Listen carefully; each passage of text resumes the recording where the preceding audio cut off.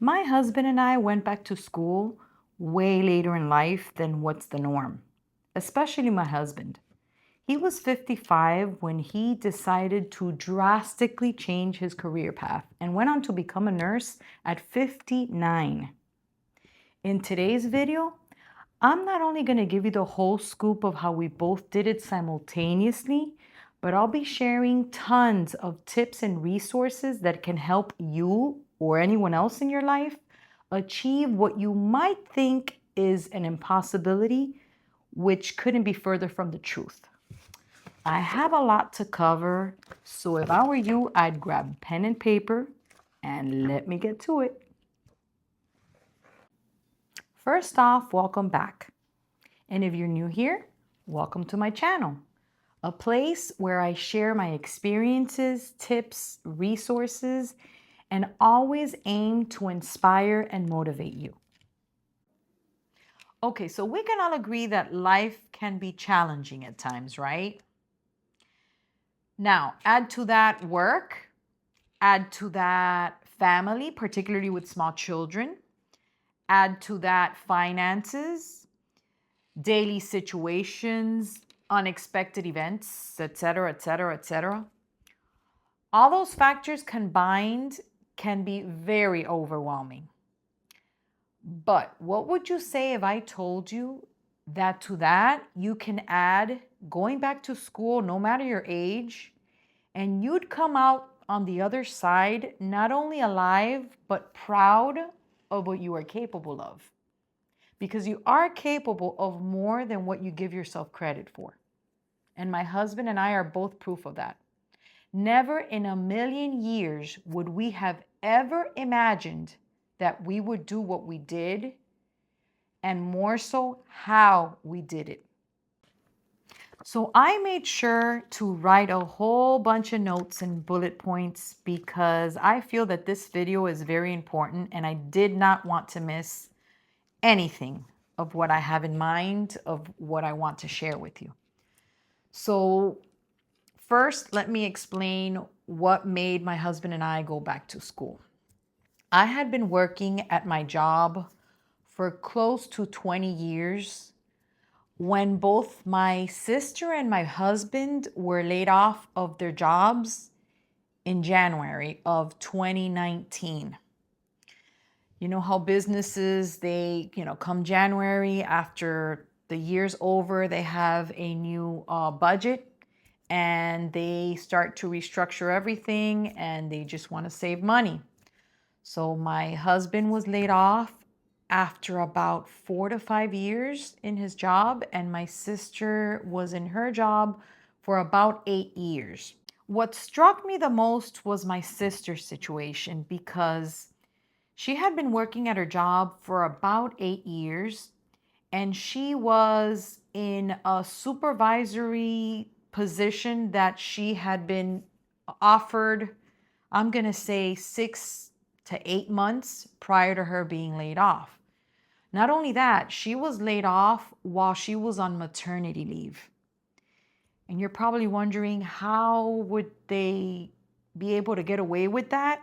Well, it's because she was one of about 150 nationwide in her company, and that's how they did it. They saw that they were able to do it without her, and they just got 2 different employees to do what she was doing, and that was that.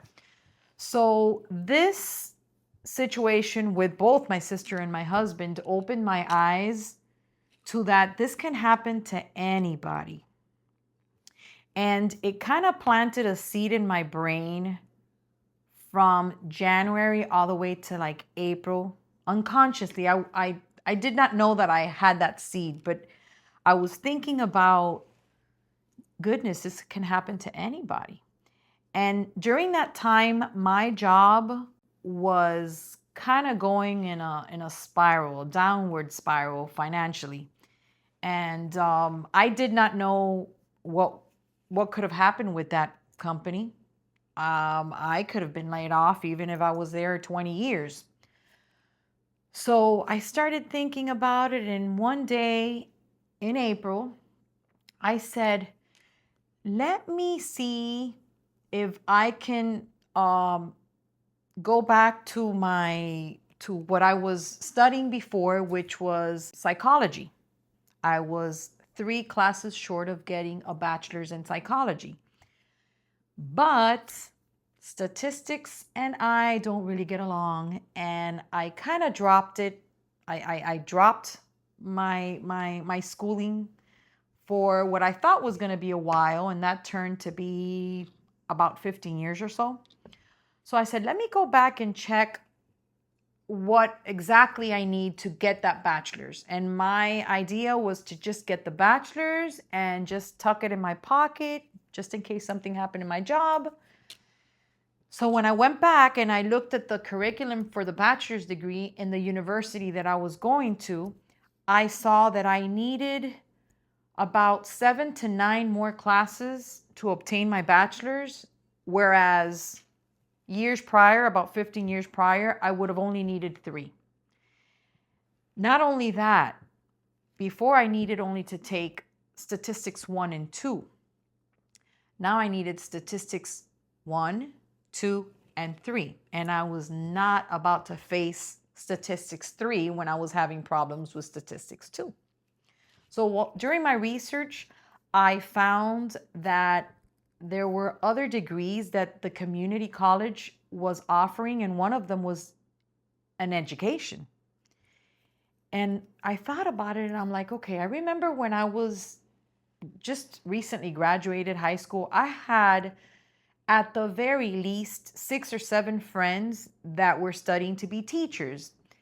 And I remember thinking I would love to be a teacher, but during that time, and even now, but especially during that time, people would always be talking about how badly teachers would be paid.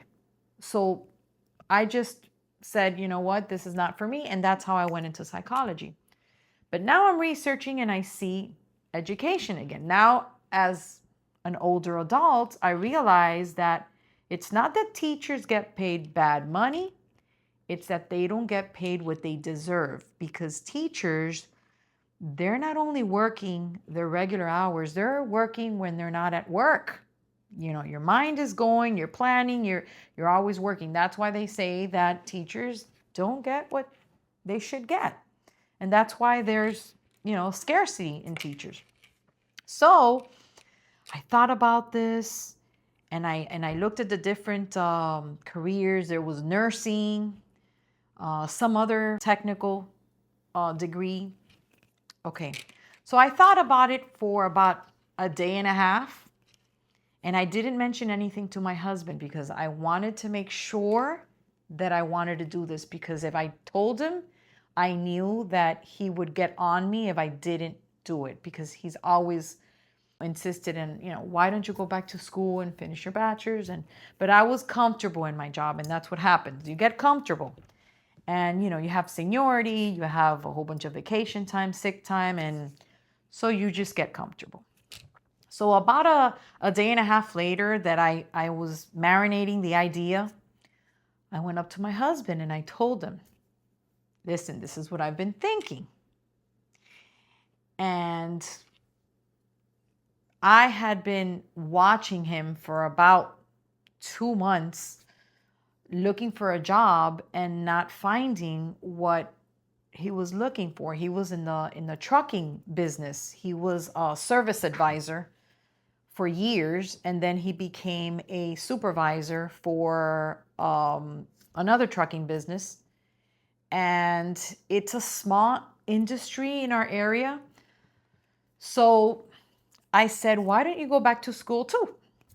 So he was like, oh, I don't know, but, and then I said, and I was thinking, what if you go back for nursing? You're probably thinking, why would you talk about nursing to someone that's working in the trucking industry? And the reason is because my husband loves science. He loves science. Not only that, when he was younger, he wanted to be a doctor, but situations that didn't happen. So he told me, when I told him about going back to school for nursing, he said, okay, you're crazy. I don't know about that. At 55, he was 55 at the time. And I said, yeah, why not? He's like, I don't know. So, even more, I told him what my plan was. And my plan was for me to continue working like I was full time, and for him to dive in head first to this nursing schooling. That is when he thought that I was absolutely nuts. There was no way in hell that he was going to agree to that, because he's always been a hardworking person. For as long as I've known him, he's always had multiple jobs. I used to work with him before we got into a relationship, so I've always known him to be very hardworking. So I said, listen, I could work, and that way you could, I mean, he had to do more than I did, because at least I had my associates. I almost got a bachelor's, but if you don't finish your bachelor's, it's as if nothing, because it was in psychology. It had nothing to do with education. So that meant that I only really had 2 years, which is my associate's degree. In his case, he had an associate's degree in something else, but he had to take a year of prerequisites in order to apply for nursing school. So he had way more to do in school than I would. And that's even harder than going to school for education. So we went to bed. The next morning we woke up and he said, you know what? I like the idea. I really do. So I guess, that translates to he did not sleep that night thinking about it and thinking about it and thinking about it. But he was a little bit iffy about the part of me being the sole provider. And during that time, we had been saving to buy a home. So we had money put away. And I said, listen, I can do it with my job. And if we need anything, any emergencies or whatever, or we couldn't make ends meet in a particular month, we could just get money from there. So he agreed to it, reluctantly, but he agreed to it. So I was working. My job was Monday through Friday from 8 a.m. to 5 p.m. I went to school from 5:40 p.m. to 8:30 p.m. or so, Monday through Thursday. His situation was different, which is one of the reasons why I told him to forget work, because when you get into nursing school, the schedule can be crazy. You can have a class in the morning and then you can have one at night. You can have 2 classes in one day, and that was going to be crazy. So we both went to register. We were both excited.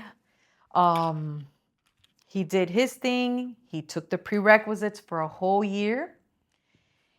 He applied for nursing school.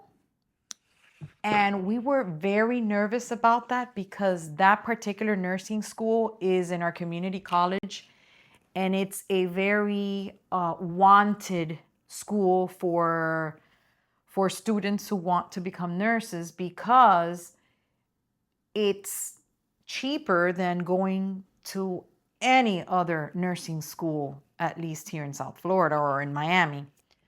Not only that, but the curriculum is so difficult that potential employers, hospitals, want students from that school.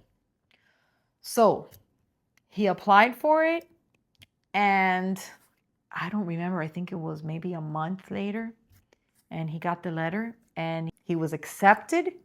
We were ecstatic, because the things that went through his mind were, I'm older. Why would they, give my spot or give a spot to me when they can give a spot to a younger person that has way more years ahead of them in the nursing industry or in the nursing profession.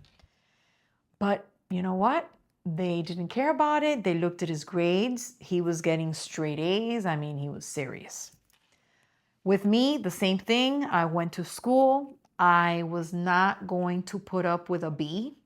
I got straight A's all throughout. Now, I want to make sure that I didn't miss anything, so let me put on my super duper glasses and make sure that I covered everything. Okay, so about a year after we both started school, COVID hit us. And that was a really weird time because all our classes were online. And my job had offered me daily overtime, an hour a day, to take the temperature of other employees as they came into work in the morning. And that was an hour a day. That was 5 hours a week. And I was getting paid 20 something dollars an hour during that time. So it was roughly about 30 something, $40 an hour. That adds up. So that was extremely helpful, very helpful, because that helped us not have to spend, I would say, most of the money that we had saved to buy a house. So that was a great help. And listen, this might not be the conventional way to do this, especially when the woman is on the helm. But number one, my husband would have done it in a heartbeat, no questions asked. And number two, this was an investment for both of us. So it was really a no-brainer. Okay, so now came not the hardest part, but it was really hard for me. Then came the time for me to work on my internship, which was a whole semester. It was, 4 months of working at a school under the supervision of a teacher. And it was during the daytime. It was working hours. So I could not keep my job.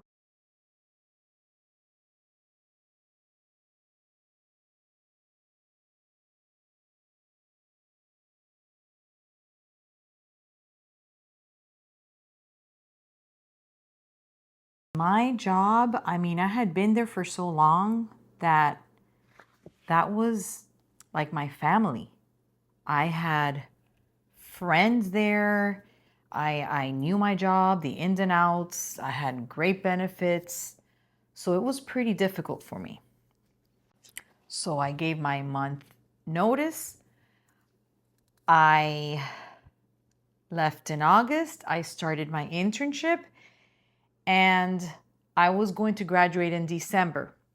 Now, my last day for my internship was on a Friday, which was November 5th. That day, I was offered a full-time teaching job to start on Monday, November 8th. So I was excited about that. You might be thinking, how could you be a teacher if you don't graduate until December? Well, they were giving me a substitute position, but I was really a teacher. So I would do that until I graduated, and then I would be an official teacher. Now, I graduated on December, I'm going to say 17th or something.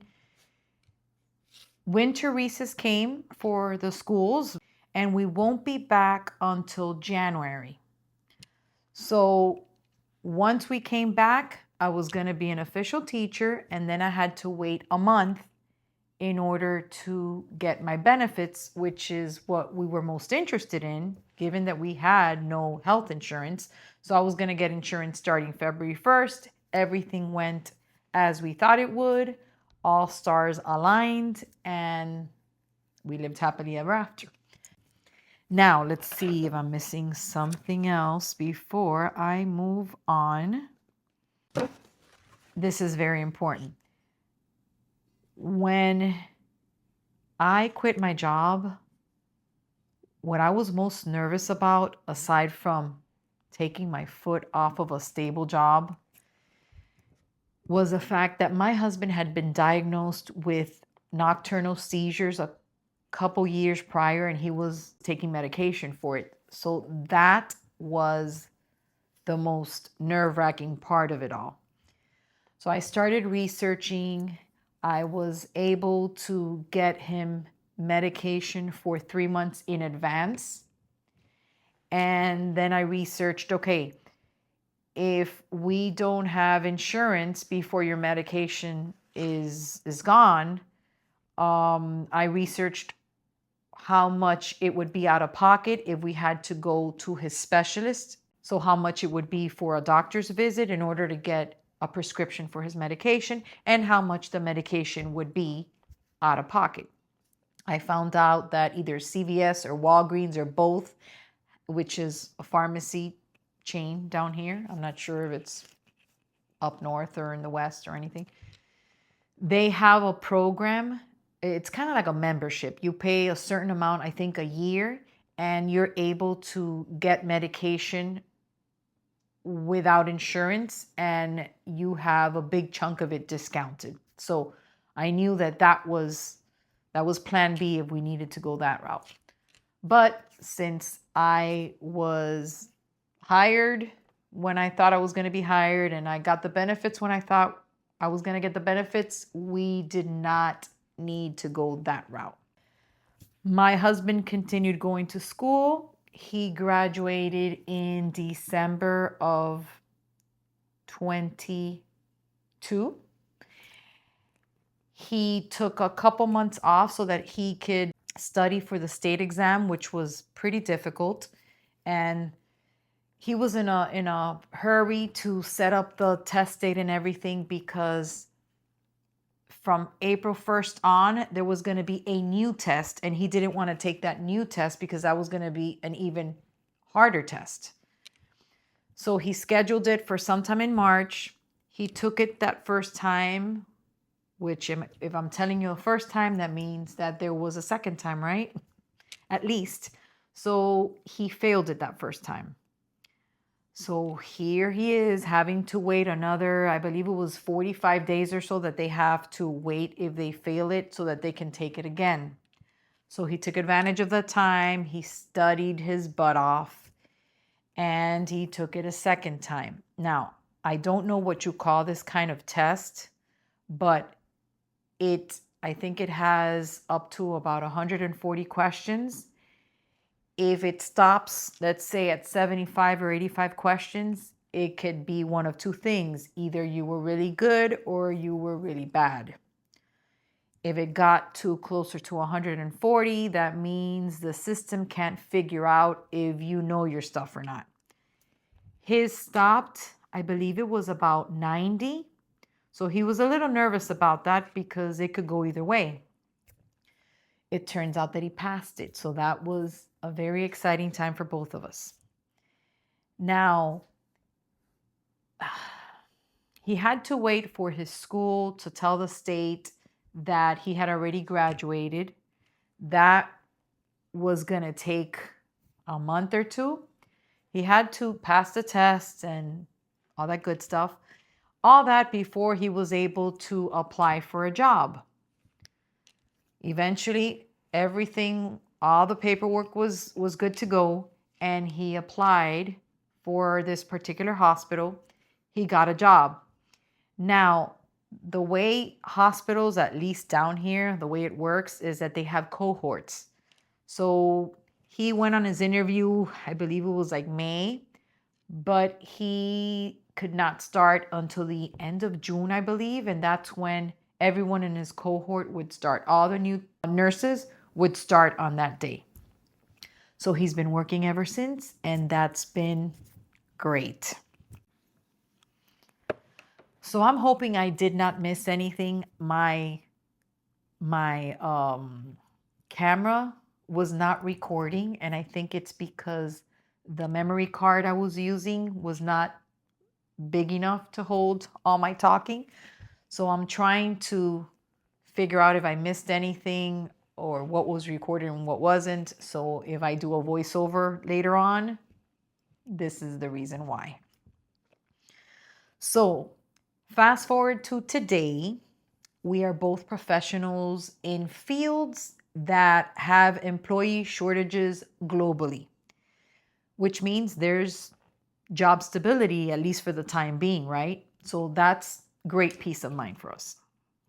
Okay, so now I'm going to go into both our school and work history, both for my husband and myself. I have bullet points because it's a lot of information, especially on my husband's side. One, because it's more information than mine, he's older. And two, because it's his experiences and I don't really know them, so I had to take notes. In my case, it's been a lot of years, so I want to make sure that I don't forget anything. So I graduated high school in 1993. I took a year off because, when you're that age, you've been going to school for 12, 13 years, 13 if you include kindergarten, and you're sick and tired of getting up every day so early and going to school. So I said, I'm going to take a year off, and I did. Eventually, I went back to college. I started college, and I started taking classes here and there. I probably took 2 semesters off in all the years I went, but I was taking 1 to 2 classes at a time. Eventually, one day I get my report and I see that I'm almost done with my associate's degree, my AA. So that got me all excited, and I'm like, okay, so I see the light at the end of the tunnel. So I started taking more classes. Now I was going for a bachelor's in psychology. So I started taking at the very least 2 classes. Now it wasn't 1 or 2 classes. Now it was 2 and 3 classes. Never four. I never dared. I never dared take 4 classes like I did when I got older and I had a full-time job and I went to school full-time. I didn't dare do that when I was younger. So eventually, I came head to head with statistics too, and I couldn't pass it. And I said, okay, I need a break. The break turned into about 15 years. So I just dropped it. Now, as for my work history, I've been working since I was 14 years old. And of course, those were summer jobs. I worked at the age of 14, I worked at a nonprofit organization that helped the needy. When I was 15, I can't recall exactly where I worked, but I think I went back to that same nonprofit for that summer. Then, when I was 16, up until the age of 17, I worked at Blockbuster Video. For you older folks, if you remember Blockbuster Video, I worked there during that time. Then, when I was 18, I worked at a supermarket that's called Publix. For those of you in the South, you might have heard about it. Or if you're not in the South, you might have heard about it. It is a big supermarket chain. So I worked there, and while I worked there, I actually had 3 jobs because I wanted to save to buy myself a car. I was super energetic and excited to get a car. So I worked at the airport Monday through Friday in the daytime. I worked at an aviary in the weekend, and I worked at Publix at night. So whenever I got out of the airport or I got out of the aviary, Publix was usually 5 days a week. So I did that, and then I worked. Then I left the supermarket and I left the aviary, and I just stayed with the job in the airport. But it was a charter company, so after about 4 to 5 years of me working there, they closed down and I was left without a job. So I got a job, a temporary job at a title company. And then I got another job, not at the same time, with a criminal defense attorney, which was a very interesting job. And then after that, I found the job where I was at for 22 years.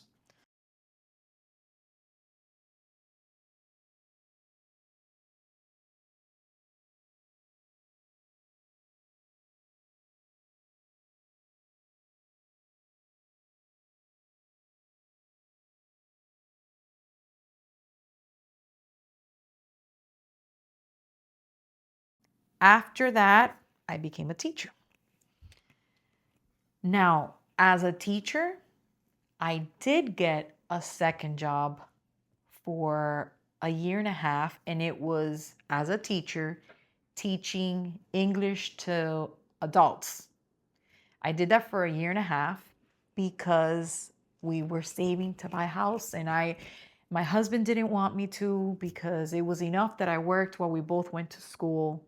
And during that time when we were in school, he was like, he would ask me every few days, "Are you sure? Do you need me to get a job?" And I would say, "No, don't worry. If I need you to get a job, I will let you know." So I did the English, the ESO classes for a year and a half until I said I can't. It was too stressful.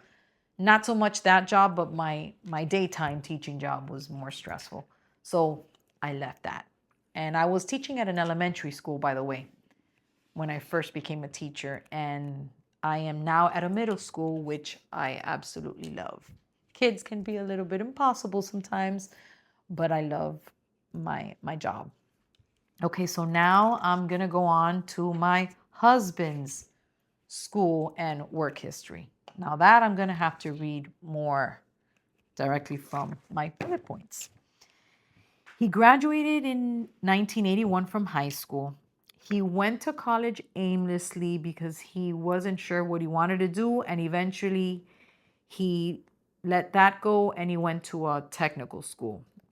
And he went for dental technology, which he explained to me is where they make crowns and bridges for your teeth in a lab. That's what he went to school for, but he realized that he was going to get less money than what he was getting paid at his job that he was working at while he went to the technical school. So he never got into that field. Then later on, after we met, he eventually got his associate's degree, his AA, in biomedical engineering technology. And that was somewhere in the 2000 teens or so. So that was it with his schooling. Then his work. That one is lengthier than mine, given that at any given time, he was always working 1, 2, even 3 jobs at a time. So at the very least, ever since I've known him, he's been a very hardworking person. So he had a job at an insurance company. He worked at Bank of America. He worked at a company that made computer chips. He worked at another company that made medical devices.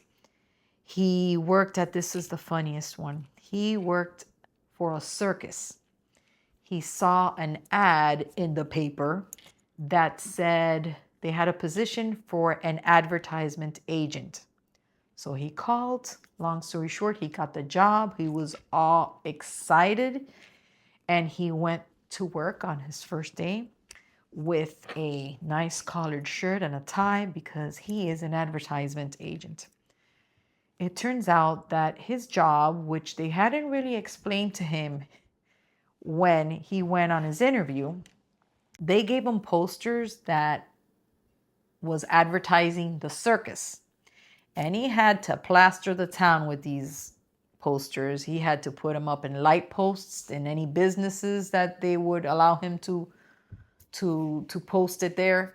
And he lost his job on the first day because the car he had, the window wouldn't close, and he had his posters in the passenger seat, and it rained and they were all ruined. So he had no job after that. That was a funny story. At least every time he tells me, to me, it's funny. Just want to make sure that my mic is on. So he worked at a title company as well. He worked at Target. He worked at UPS tracking packages. He worked at the Port of Miami.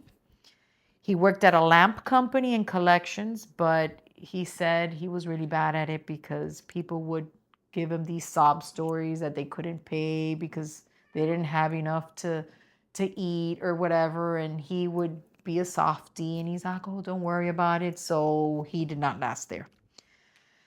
He worked at the Department of Insurance. He worked at a trucking company, which is where we met. He worked there for 13 years.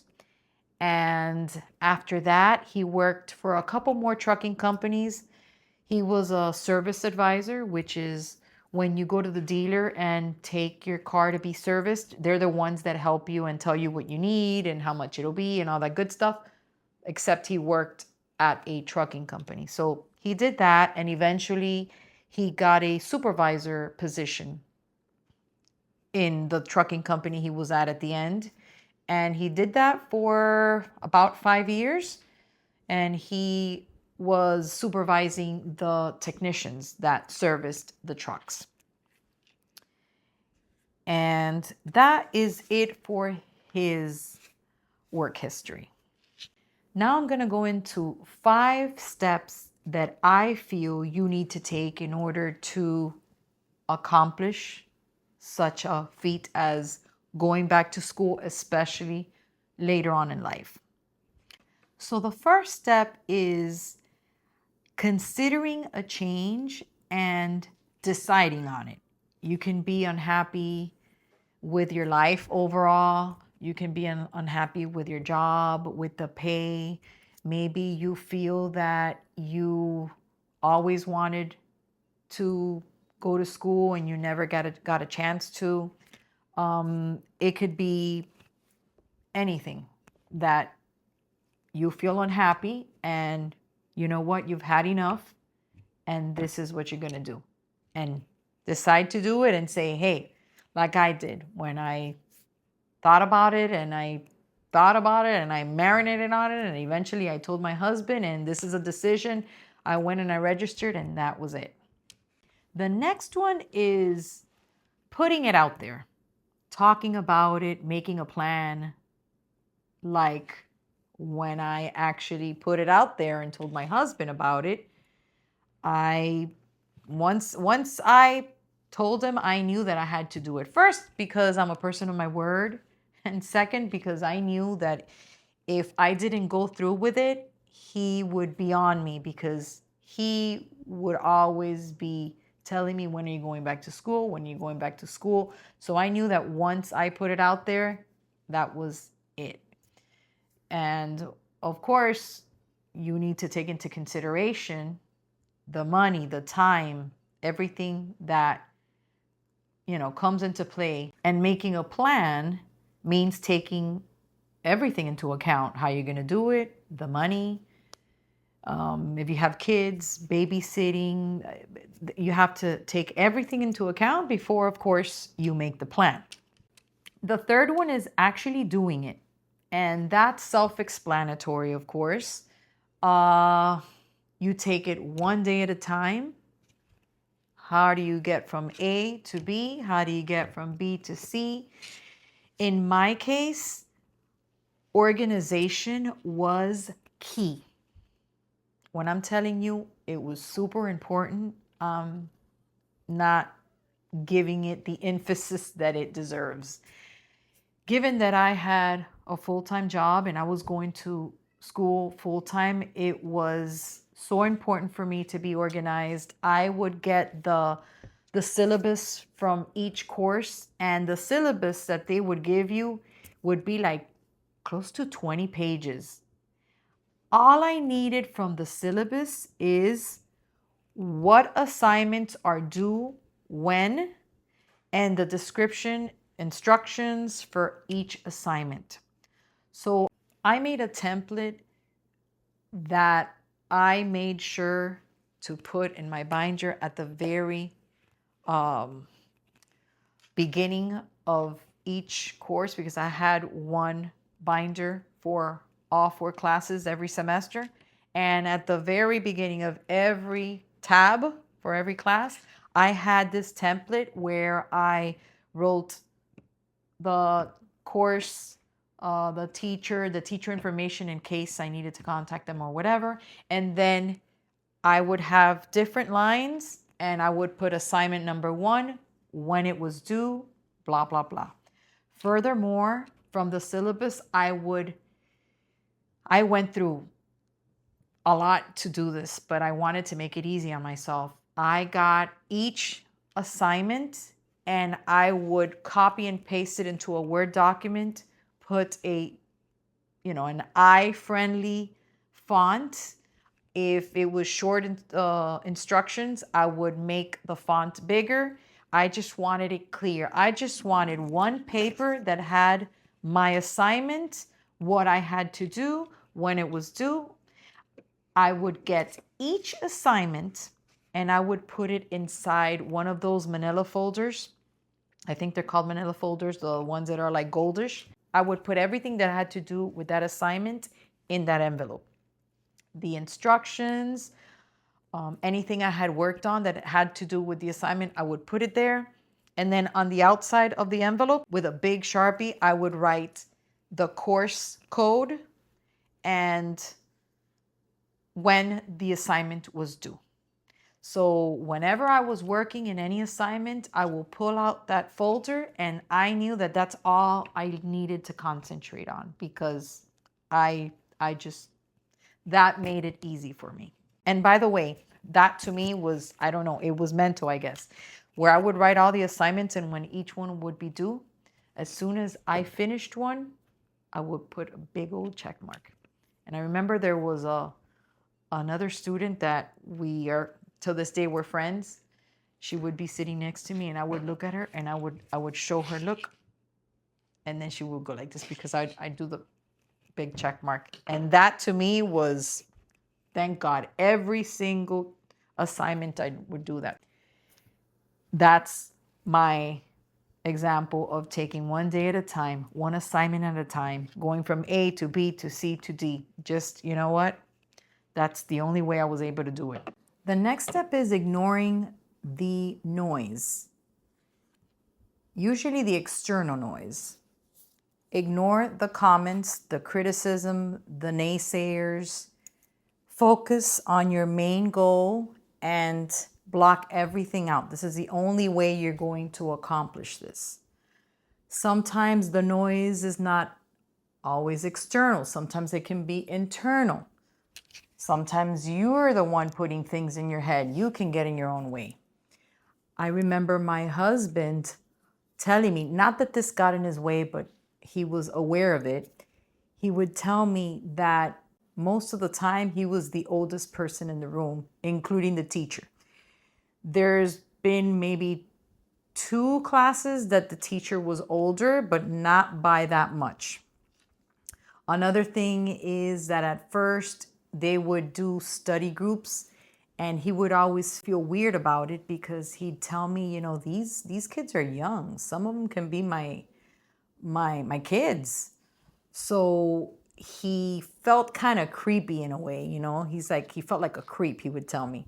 But eventually he got their respect because he was getting straight A's and they realized this guy is not playing. He's here to go to school and to suck the juice out of it. So ignore any kind of noise, whether internal, external, just be like a horse and look forward.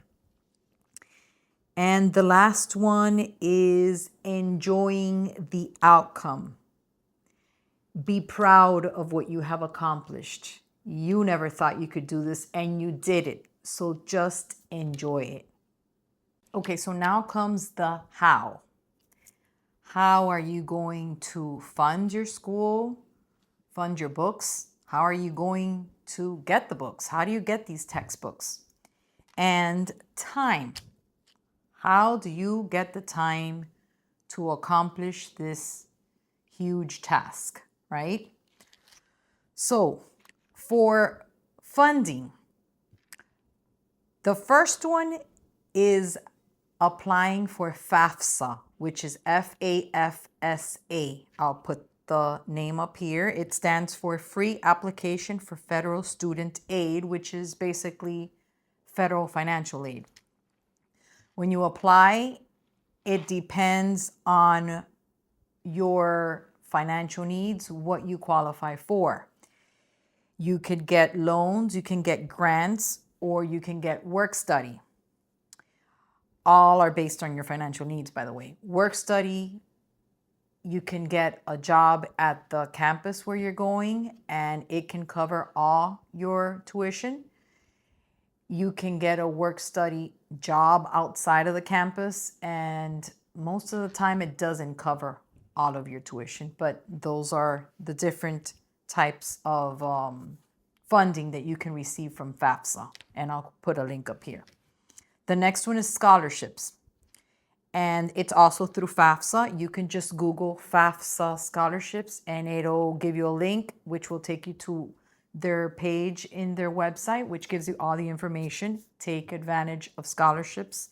You can get scholarships for anything. It could be for your race, sex, skills. You can get a scholarship for almost anything. I didn't think that I was going to get a scholarship. I was willing to pay for it if I had to, but I was going back to school no matter what. And I was lucky enough to have a teacher during my first semester who was in charge of a scholarship which is called FFMT, and it's for teachers in the state of Florida, students who want to become teachers. And they, for instance, had 4 different requirements. You needed to go to school full time. I was doing that anyway. Check. You needed to get a C or better as a grade point average. Check. I wasn't even settling for a B. You needed to work for them for as long as you were receiving their scholarship. So I went to school for 2.5 years. That meant that I had to stay in Florida and teach for 2.5 years, and I already completed that. And the last requirement was attending seminars. And this is really for schools that come and meet all these students because they're looking for future teachers. And everybody knows there's a scarcity of teachers, so you needed to go to these seminars. Hey, for free money, I was getting $2,000 a semester. My classes were about $1,400 and some change, and I would pocket the other $500, which is, they gave you $2,000 because the other $500 were for books, and I'll talk about it later on when we get to the book section. So thanks to that, I have 0 debt when it comes to my school. The next one is employer tuition assistance programs, which is what my husband has. He is working with this hospital, and they're paying half of his monthly dues for his loan, and they are paying for his bachelor's degree, which he's doing now. And they're paying that entirely. What else? By the way, there's a plethora of companies that have this benefit. Just to name a few: Best Buy, Amazon, Apple, Lowe's. There's a whole bunch of I think Target is one of them. I'll post them here for you so that you can see that have this kind of benefit, and you're eligible for them depending on where you work. There are companies that will pay for your schooling if you take coursework related to your job, of course, whether it's your current position or your future position. There are some that would give you this benefit if you work for them for a certain amount of time. For instance, my husband had to work 1 full year before he was able to get that benefit. Another one is private student loans. You can get that through banks, state agencies, or schools. And you would need to meet certain criteria in order to get that benefit, like income, credit score, age, and expense requirements. Now, if you have subpar credit, it can be a little difficult to get these private loans, but not impossible. So look into that too if you need to. Another one is loans from family and or friends. I know that's kind of iffy, but if you're able to, that's another option. Another one is savings, and that is part of what we used in order to go to school. If you're single, maybe you can get a roommate You can share expenses. It could be a coworker, a friend, a family member, and that can help you save money for this. And the last one is community college. Consider community college over university always. They are way cheaper than universities. I mean, it's a big difference. So consider that. Now, the next one is books. How are you going to get the textbooks? How are you going to pay for them? There's plenty of ways. You can get an older version of the book. That I did a couple times in my classes. They wanted version 7. I got version 6. There's not a big difference between one and another. It could be they made some little change and there's another version. So you could do that. You can buy from a friend or a peer. You can borrow from a friend or a peer. You can borrow them from the library, but you need to be quick on that because I only managed to do that once. I think everybody got the trick and they're like, okay, we're going to get it. As soon as I know I'm going to get this class next semester, I'm going to check out the book and whatever. So just know that that's an option. You can get a PDF format. And I found a few websites that you could search for these books. It's not a promise that you'd find them, but these companies are out there. One of them is called Book Boon, I believe it's called. Another one is Open Textbook Library. Another one is Wikibooks. And another one is LibGen, which stands for Library Genesis. You can buy used books. I did that plenty of times for my husband, not for mine. I'll tell you about that later. You can buy early. Sometimes if you buy early, you're going to get it cheaper than if you wait 2 to 3 days before school starts. Another way is renting. My husband did that too through Amazon, by the way. You can sell back at the end of the term to recoup some of the costs for your books, and you can then buy your next books for your following term. Another way is sharing. I did that with a friend who had the same class in another campus, and we were able to share, and we did share the cost of the book. Another way is through financial aid. They will cover books too. Student loans. That's how my husband mainly paid for his books. There were some semesters, by the way, I didn't mention earlier, at the very least 2, that we were able to pay for the classes and the books, because I was getting nervous, especially towards the end, that, that dollar amount was getting larger. It wasn't that big. It was about $22,000 or $23,000. But whenever we were able to pay for school and the books, we did that up front. Another one is comparing prices throughout the different retailers, always considering shipping costs. There are some that will give you free shipping after maybe $15 of books that you buy. Another one would be $35. Always consider the shipping.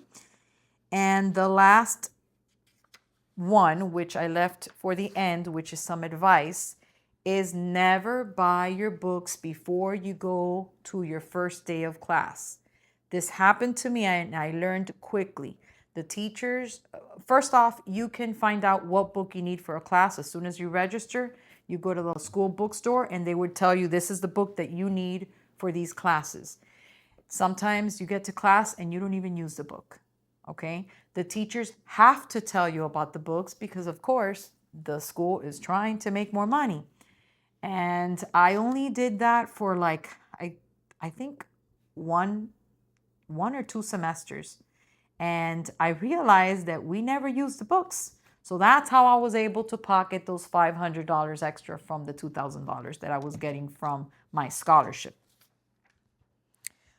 Okay, now.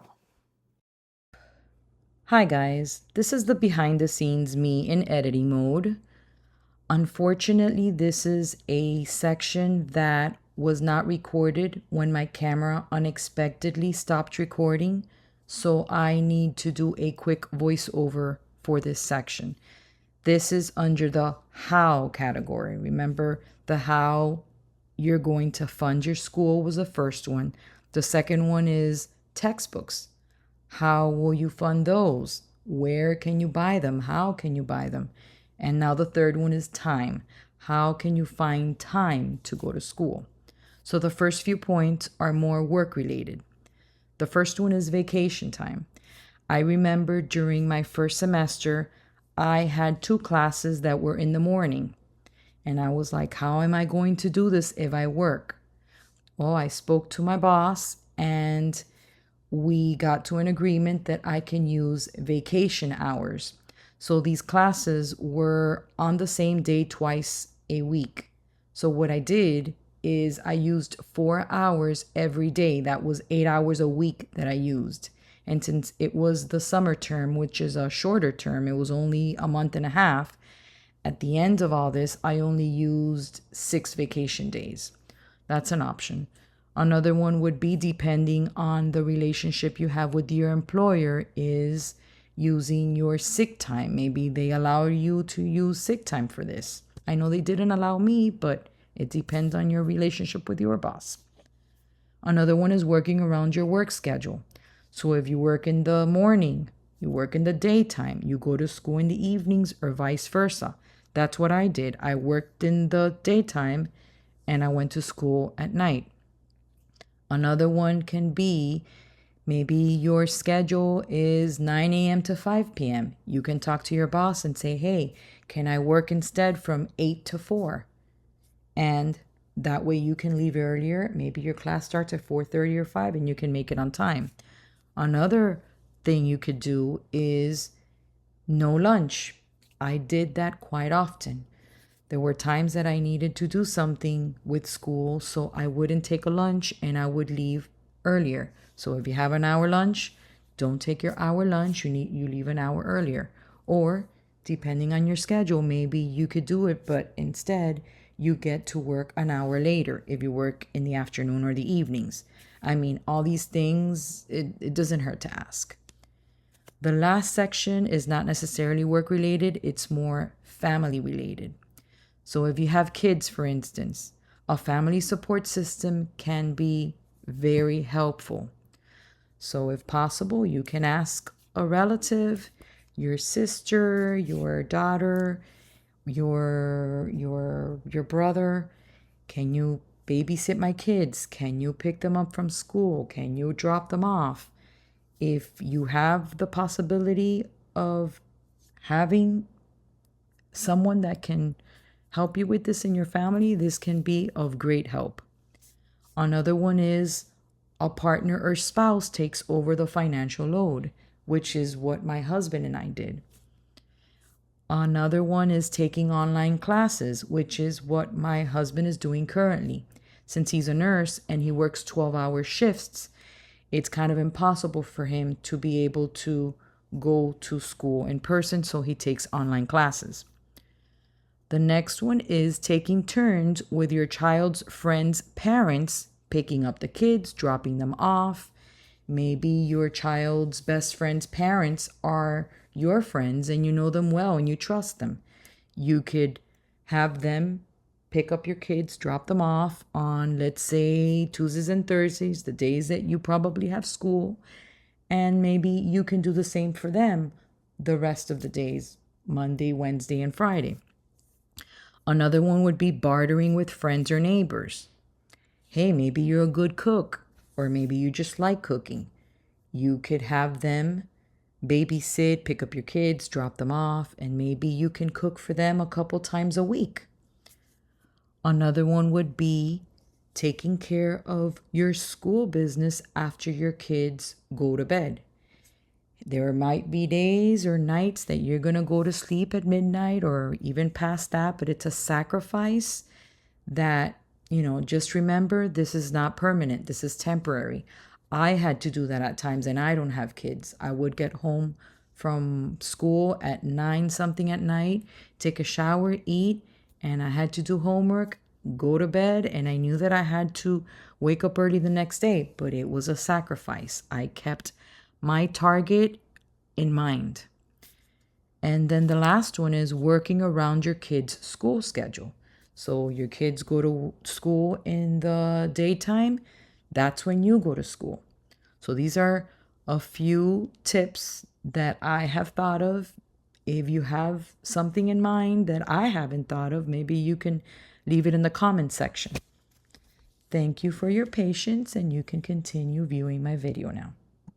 So listen, life doesn't always happen in the order that you expect it to. You may, I don't know, have a child first, buy a home, and then get married. Or you may go the traditional route and do everything in order, retire, and then go to school. So many times, the way your life goes doesn't conform to society's expectations. And if you need further nudging, I'm going to give you some positives of going back to school later on in life. Okay. The first one is you do better than the younger students because you're more serious and dedicated. You're not going to school like you did when you were younger to make friends, to play around. You have one last chance to do it, and darn it, you're going to do it. So you are more serious about it. Another one is no peer pressure. And you know why? Because as I talked about in one of my videos, when you get older, you don't really care about peer pressure. There's no such thing as peer pressure when you get older. You don't care what others think.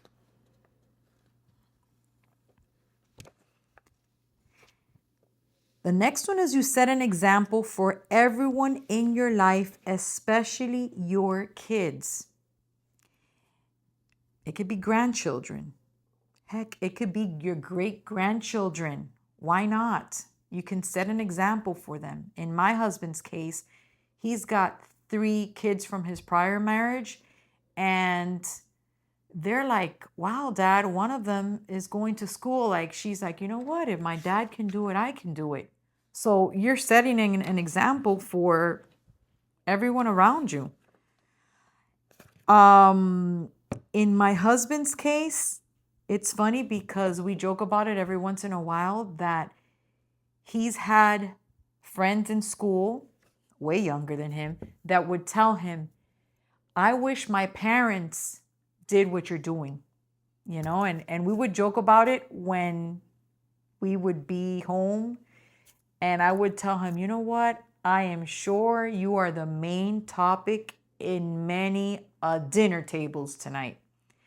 And I am sure that he has to have inspired someone, someone's parents, someone's uncle, aunt, neighbor, grandparents, because this is something that's not the norm. So I'm sure these kids would get home and they would tell their friends, their parents. So I'm sure somebody out there was inspired by this. So always know that that's a positive. You are inspiring people. The next one is you know what you want. So you know what you want. Again, you're not going to play. You're here for this. You have your end goal in mind and you're going for it. And the last one is you still have time to change your story. You have time. So can't get any better than that. So finally, you do whatever you feel you need to do whatever you want to do, how you want to do it. Forget everybody else. Nobody pays your bills. It is nobody's business. You're going to have naysayers. You're going to have people criticizing you. Most probably they're jealous or they're threatened by your guts, because it takes guts. And you make them feel even more insecure than what they feel already. So there's nothing you can do about it. That's their problem. You focus on you. Doesn't matter your age, your circumstances. Do what you got to do. You do you. And the most important thing that I want you to keep in mind is that if you're willing and determined to go back to school or anything else for that matter, it's never too late. Life doesn't stop at 50, 60, 70, 80 plus. It doesn't stop. You're still in time to change your story. So plan out what you want to do and just go out and just do it. You can do it. We did it. You can do it. Bye, and thank you for watching.